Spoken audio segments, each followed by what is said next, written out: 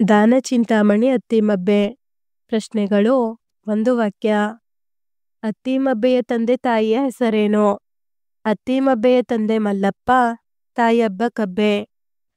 ಅತ್ತಿಮಬ್ಬೆಯನ್ನು ಜನರು ಏನೆಂದು ಕೊಂಡಾಡುತ್ತಿದ್ದರೋ? ಅತ್ತಿಮಬ್ಬೆಯನ್ನು ಜನರು ದಾನಶೂರೆ, ದಯಾಶೀಲೆ, ಧರ್ಮಿಷ್ಠೆ ಮಾತ್ರವಲ್ಲ ರಣಧೀರೆ ಎಂದು ಕೊಂಡಾಡುತ್ತಿದ್ದರು. ಅತ್ತಿಮಬ್ಬೆಯ ಮೇಲಿನ ಅಭಿಮಾನವನ್ನು ರನ್ನ ಹೇಗೆ ತೋರಿದ್ದಾನೆ? ರನ್ನ ಮಹಾಕವಿಯು ಇವಳನ್ನು ದಾನ ಚಿಂತಾಮಣಿ ಎಂದು ಹಾಡಿ ಹೊಗಳಿದ್ದಾನೆ. ತನ್ನ ಮಗಳಿಗೆ ಅತ್ತಿಮಬ್ಬೆ ಎಂದು ಹೆಸರಿಟ್ಟು ಅಭಿಮಾನ ಮೆರೆದಿದ್ದಾನೆ. ಬಾಲಕಿ ಅತ್ತಿಮಬ್ಬೆಯಲ್ಲಿದ್ದ ಗುಣಗಳಾವುವು?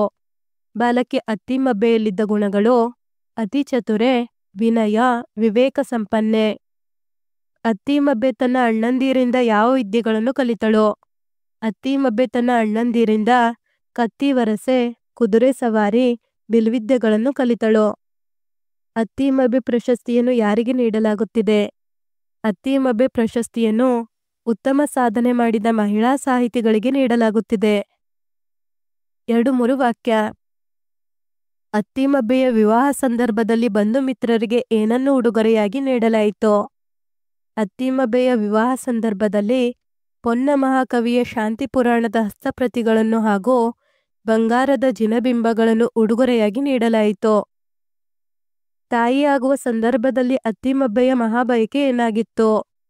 ತಾಯಿಯಾಗುವ ಸಂದರ್ಭದಲ್ಲಿ ಅತ್ತಿಮಬ್ಬೆಯ ಮಹಾಬಯಕೆ 1,000 ಜಿನಾಲಯಗಳನ್ನು ಕಟ್ಟಿಸಬೇಕು, 1,000 ಬಂಗಾರದ ಜಿನಬಿಂಬಗಳನ್ನು ದಾನ ಮಾಡಬೇಕು, 1,000 ಮುನಿಗಳಿಗೆ ಆಹಾರ ನೀಡಬೇಕು ಎಂಬುದಾಗಿತ್ತು.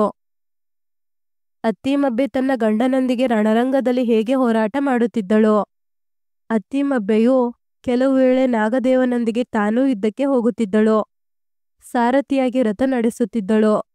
ಕತ್ತಿ ಹಿಡಿದು ವೀರಾವೇಶದಿಂದ ಹೋರಾಡುತ್ತಿದ್ದಳು. ಅತ್ತಿಮಬ್ಬೆ ವಿದ್ಯಾಪೋಷಿತೆಯಾಗಿ ಮಾಡಿದ ಕಾರ್ಯಗಳೇನು? ಅತ್ತಿಮಬ್ಬೆ ವಿದ್ಯಾಪೋಷಿತೆಯಾಗಿ ಗುರುಕುಲಕ್ಕೆ ಸಾಕಷ್ಟು ಧನ ಸಹಾಯ ಮಾಡಿದಳು.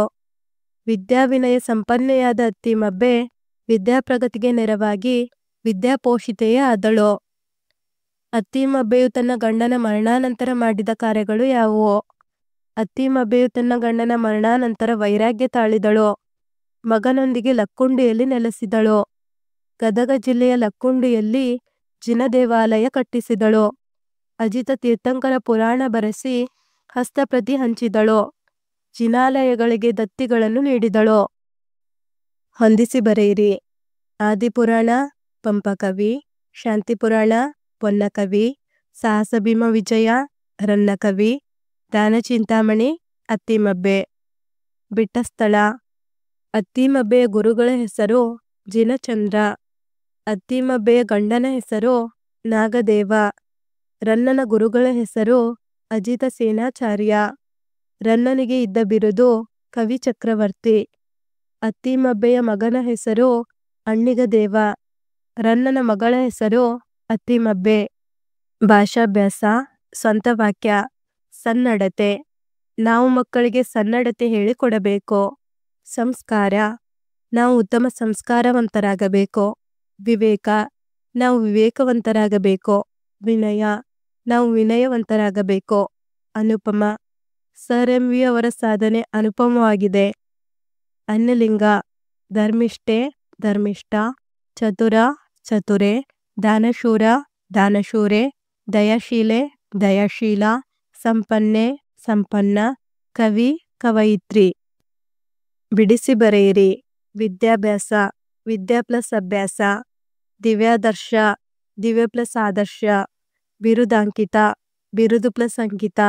ಜಿನಾಲಯ. ಜನ ಪ್ಲಸ್ ಆಲಯ. ವೀರಾವೇಶ. ವೀರ ಪ್ಲಸ್ ಆವೇಶ. ಸಾಹಿತ್ಯಾಭಿಮಾನಿ. ಸಾಹಿತ್ಯ ಪ್ಲಸ್ ಅಭಿಮಾನಿ. ವಾಕ್ಯದಲ್ಲಿರುವ ಪದಗಳನ್ನು ಅರ್ಥಪೂರ್ಣವಾಗಿ ಜೋಡಿಸಿ ಬರೆಯಿರಿ. ಅತ್ತಿಮಬ್ಬೆ ನೆಲೆಸಿದಳು ಲಕ್ಕುಂಡಿಯಲ್ಲಿ ಮಗನೊಂದಿಗೆ. ಅತ್ತಿಮಬ್ಬೆ ಮಗನೊಂದಿಗೆ ಲಕ್ಕುಂಡಿಯಲ್ಲಿ ನೆಲೆಸಿದಳು.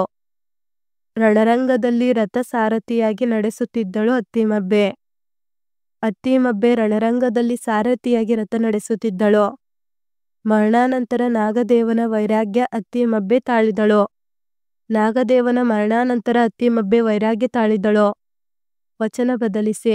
ಕೃತಿಗಳು: ಕೃತಿ, ದತ್ತಿ, ದತ್ತಿಗಳು, ಮಗು, ಮಕ್ಕಳು, ಅಣ್ಣ, ಅಣ್ಣಂದಿರು, ವೀರ, ವೀರರು, ಬಾಲಕ, ಬಾಲಕರು. ಗಾದೆ ಮಾತುಗಳನ್ನು ವಿಸ್ತರಿಸಿರಿ. ಬೆಳೆಯುವ ಸಿರಿ ಮೊಳಕೆಯಲ್ಲಿ. ಒಂದು ಗಿಡ ಚಿಕ್ಕದಾಗಿದ್ದಾಗ ಅದು ಮುಂದೆ ಹೇಗೆ ಬೆಳೆಯುತ್ತದೆ ಎಂದು ಊಹಿಸಿ ಹೇಳಬಹುದು. ಅದೇ ರೀತಿ ಮಕ್ಕಳಿಗೆ ಬಾಲ್ಯದಲ್ಲಿ ಏನನ್ನು ಕಲಿಸುತ್ತೇವೋ ಅದು ಕೊನೆಯವರೆಗೂ ಮುಂದುವರಿಯುತ್ತದೆ. ಆದ್ದರಿಂದ ಮಕ್ಕಳು ಚಿಕ್ಕದಾಗಿದ್ದಾಗಲೇ ತಿದ್ದಿ ಬುದ್ಧಿ ಸರಿಯಾದ ದಾರಿಗೆ ತರಬೇಕು. ದೊಡ್ಡದಾದ ಮೇಲೆ ಸರಿ ದಾರಿಗೆ ತರಲು ಸಾಧ್ಯವಾಗುವುದಿಲ್ಲ. ಇದೇ ಈ ಗಾದೆ ಮಾತಿನ ಸಾಮಾನ್ಯ ಅರ್ಥ. ಮನೆಯೇ ಮೊದಲ ಪಾಠಶಾಲೆ.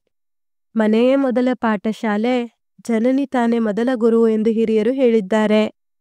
ಮನೆಯಲ್ಲಿ ಮಕ್ಕಳು ಪ್ರೀತಿ, ಸ್ನೇಹ, ವಿಶ್ವಾಸ, ಗೌರವ, ಸಹಕಾರ, ಸಹಬಾಳ್ವೆ, ಹೊಂದಾಣಿಕೆಗಳಂತಹ ಉತ್ತಮ ಗುಣಗಳನ್ನು ಕಲಿಯುತ್ತಾರೆ. ತಾಯಿ ಮಗುವನ್ನು ತಿದ್ದಿ ಬುದ್ಧಿ ಉತ್ತಮ ವ್ಯಕ್ತಿಯನ್ನಾಗಿ ಮಾಡುತ್ತಾಳೆ. ಆದ್ದರಿಂದಲೇ ಹೇಳುವುದು ಮನೆಯೇ ಮೊದಲ ಪಾಠಶಾಲೆ. ಧನ್ಯವಾದಗಳು. ಇದೇ ರೀತಿ ಸಾಕಷ್ಟು ವಿಡಿಯೋಗಳಿಗಾಗಿ ತಪ್ಪದೆ ಪ್ಲೇಲಿಸ್ಟ್ ಅನ್ನು ನೋಡಿ. Don't forget to subscribe.